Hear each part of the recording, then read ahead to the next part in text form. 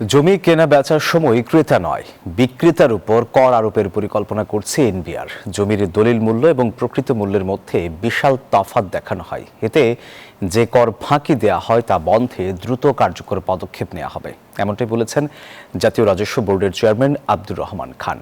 বুধবার রাজধানীতে প্রাক বাজেট আলোচনায় তিনি এসব কথা বলেন।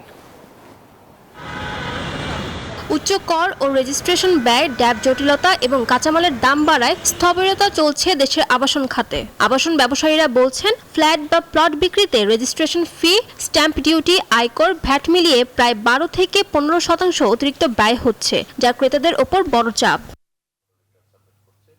এমন বাস্তবতায় বুধবার রাজধানীর আগারগাঁওয়ে জাতীয় রাজস্ব ভবনে আয়োজিত আগামী 2026-27 অর্থ বছরের পদ্মা সেতু, মেট্রো রেল এবং এলিভেটেড এক্সপ্রেসওয়ে নির্মাণের গর্বিত অংশীদার বসুন্ধরা সিমেন্ট চলমান প্রাক বাজেট আলোচনায় অংশ নিয়ে আবাসন খাতের ব্যবসায়ীরা জমি কেনাবেচায় রেজিস্ট্রেশন ফি এবং উৎসে কর কমানোর দাবি জানায়। তাই টেস্ট বেসিসে আপনি 6 মাসের জন্য রেজিস্ট্রেশন কমায় দেন, আপনার রাজস্ব যদি না বাড়ে, আজকে আমি চ্যালেঞ্জ করে গেলাম, আমরা রাজস্ব বই আপনি বাড়াই দেবো।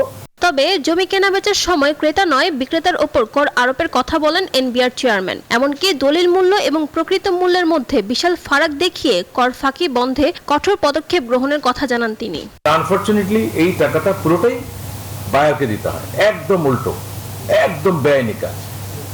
তাতে যেটা হয়েছে, আপনারা বলছেন আমাদের জমি কেনাবেচা হচ্ছে না, রেজিস্ট্রেশন হচ্ছে না, কারণ রেজিস্ট্রেশন কস্ট ভেরি হাই।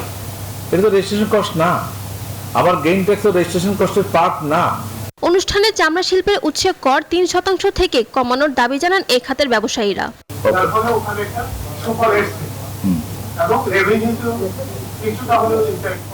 আমরা দেখব প্রত্যেকটা সেক্টরে কিন্তু আমাদের কিছু কমপ্লায়েন্ট ট্যাক্স দেওয়া আছে, যেহেতু আমাদের ট্যাক্স ফাঁকি আমরা রোধ করতে পারি না, ট্যাক্স নেটটা আমাদের বড় না, ফলে আমাদের পলিসি মেজার নিতে হয় এবং এই পলিসি মেজারের প্রথম শাস্তিটা চলে যায় হলো কমপ্লায়েন্ট ট্যাক্স দেওয়া।